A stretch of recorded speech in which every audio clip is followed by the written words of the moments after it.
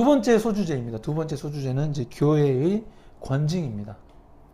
마태복음 18장 15절부터는 이제 성도가 죄를 범하였을 때 어떻게 처리해야 하는지 예수님께서 친히 알려주신 내용입니다.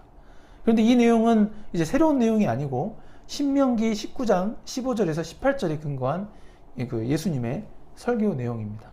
신명기 19장 15절에서 18절 참고 차원에서 한번 같이 읽어보겠습니다. 사람의 모든 악에 관하여 또한 모든 죄에 관하여는 한 증인으로만 정할 것이 아니요 두 증인의 입으로나 또는 세 증인의 입으로 그 사건을 확정할 것이며, 만일 위증하는 자가 있어 어떤 사람이 악을 행하였다고 말하면 그 논쟁하는 쌍방이 같이 하나님 앞에 나아가 그 당시에 제사장과 재판장 앞에 설 것이요 재판장은 자세히 조사하여 그 증인이 거짓 증거하여 그 형제를 거짓으로 모함한 것이 판명되면, 그냥 참고하는 차원에서 읽어본 겁니다. 그래서 신명기 본문을 읽어봤을 뿐이고 다시 마태복음 18장으로 돌아오겠습니다. 예수님께서는 이제 죄를 지은 성도들을 대상으로 세 단계를 밟아서 문제를 처리하라고 말씀하십니다. 첫 번째 단계는 다음과 같습니다. 한번 15절 같이 읽어보겠습니다. 내 형제가 죄를 범하거든 가서 너와 그 사람과만 상대하여 권고하라. 만일 들으면 네가 내 형제를 얻은 것이요. 아멘.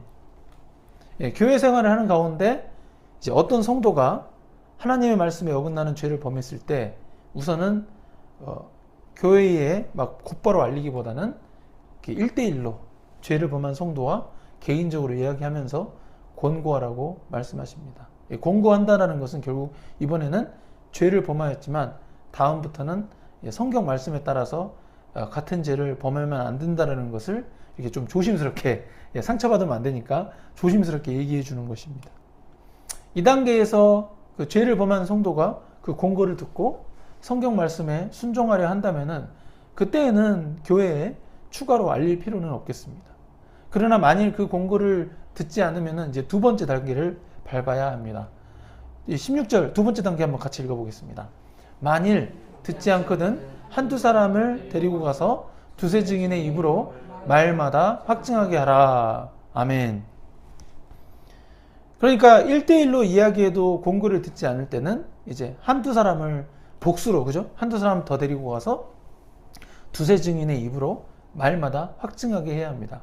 이 말마다 확증하게 한다는 것은 그 성도가 성경 말씀에 비춰보았을 때 죄를 범하였다는 것을 두세 명의 다른 성도들이 말로 그 죄를 범한 성도에게 확인시켜 주는 것을 의미합니다.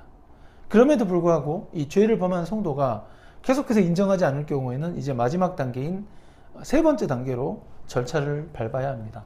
한번 같이 읽어보겠습니다. 17절. 만일 그들의 말도 듣지 않거든 교회의 말하고 교회의 말도 듣지 않거든 이방인과 세리와 같이 여기라. 아멘. 이 마지막 세 번째 단계가 최종적으로 교회에 말하라는 것입니다. 이는 교회에 속한 모든 형제들이 마지막으로 그를 설득하려 하는 목적에서 말씀하신 것입니다. 그러나 결국 교회의 말도 듣지 않으면 그를 이방인과 세리와 같이 여겨야 한다고 말씀하십니다. 당시 이스라엘에서는 이방인과 세리는 죄인으로 인식하였기 때문에 유대인들이 그냥 상대도 하지 않았던 사람들입니다. 물론 예수님은 죄인들을 구원하려고 오셨기 때문에 이 공간복음에서는 세리들에게 복음을 전하셨고, 사도행전은 베드로와 사도 바울에게 이방인들을 향하여 복음을 전하라고 하셨습니다.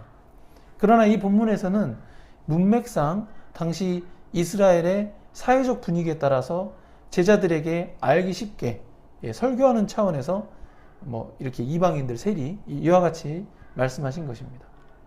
따라서 예수님의 말씀은 이 세 단계를 거쳤음에도 불구하고 권고를 듣지 않을 때는 그와 같은 성도는 죄인으로 여기고 이 교회 공동체에서 추방하라는 것입니다.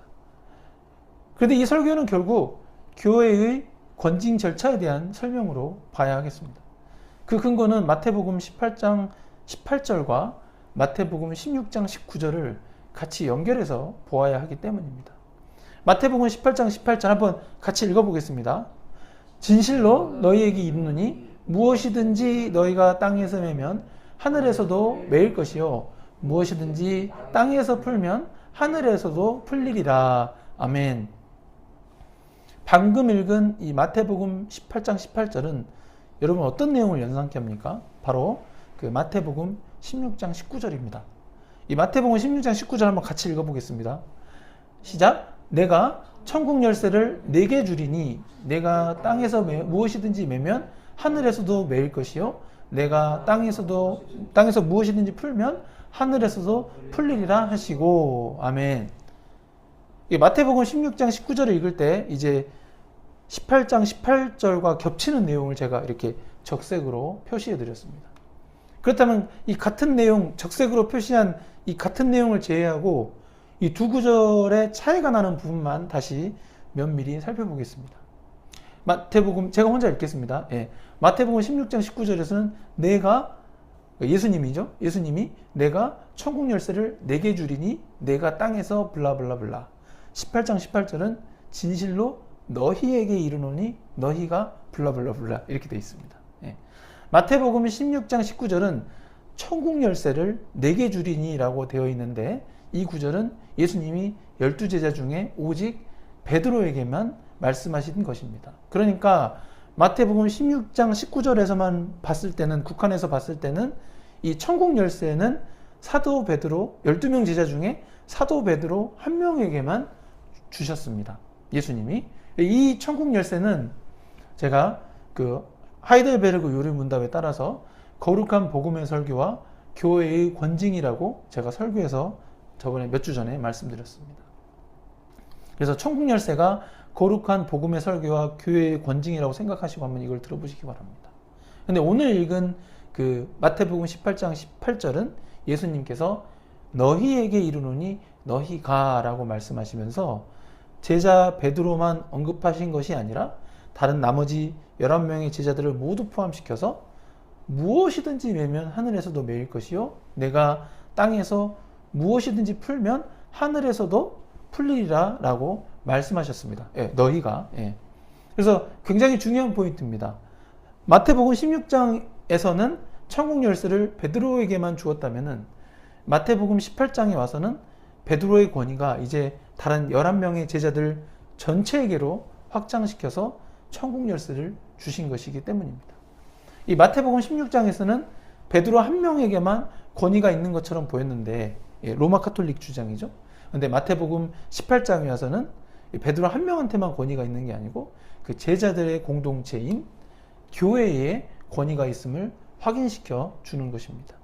이는 그 교회가 사람들의 모임으로 그치는 것이 아니고 하나님께서 친히 세우신 신성한 기관인 것을 천명하신 것입니다.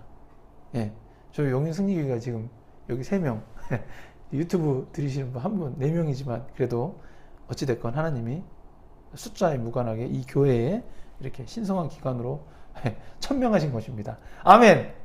감사합니다. 네. 아무튼 이 문맥에서 교회가 내고 푸는 권세가 있다고 말씀하신 것은 교회가 하나님의 말씀에 따라 정죄도 할 수 있고 용서도 할 수 있는 그 권위가 있다는 것입니다. 이와 같은 천국 열쇠를 쥐고 있는 교회는 앞에서 언급한 절차를 밟아 나갈 때 어떠한 방법으로 이렇게 처리를 해 나가야 하겠습니까? 한번 같이 읽어보고 19절 20절 한번 같이 읽어보겠습니다. 시작. 진실로 다시 너희에게 이르노니 너희 중에 두 사람이 땅에서 합심하여 무엇이든지 구하면 하늘에 계신 내 아버지께서 그들을 위하여 이루게 하시리라. 두세 사람이 내 이름으로 모인 곳에는 나도 그들 중에 있느니라. 아멘. 예.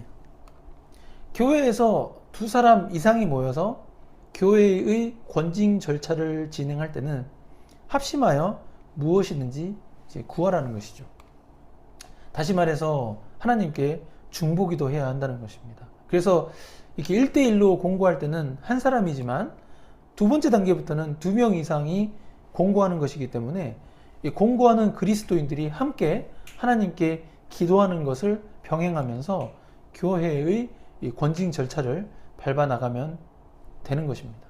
그래서 이게 마태복음 18장 19절과 20절만 딱 떼서 읽게 되면은 그냥 성도가 여러 명에서 같이 기도하면은 무엇이든지 다 이루어지게 하신다라는 이런 기도응답으로 잘못 익힐 수가 있습니다. 근데 마태복음 18장 19절에서 20절은 이 문맥상 교회의 권징에 대한 교회의 권위를 말씀하시는 과정에서 하신 말씀이라는 것을 우리가 주의해서 읽어야 합니다. 이는 교회의 공적인 결정은 곧 주님의 결정으로서 교회가 그 주님의 예수 그리스도의 교회가 주님의 권위를 가지고 있음을 선포하신 것입니다. 그래서 교회는 죄를 지은 자를 치리할 때 교회가 합심하여 기도함으로 하나님의 뜻을 신중히 확인하고 하나님의 뜻대로 처리해야 합니다. 그리고 교회의 권징을 받는 교인은 두렵고 떨림으로 그 권징을 주님의 권징으로 받아야 합니다. 하지만 교회의 권징은 궁극적으로 성도를 버리는 것이 아니라 죄를 범한 성도를 죄에서 건져내어서 그 영혼을 다시 얻기 위한 제도입니다. 교회는 권징으로 어떤 인간적인 분노를 표현하는 수단이 되거나 보복의 방법이 되어서는 안 되고, 권징의 목적대로 궁극적으로는 죄를 범한 성도가 죄를 범하지 않고 신실한 교회의 성도로 다시 돌아오도록 도움을 주는 방향으로 교회의 권징을 시행해야 하겠습니다. 네, 아멘.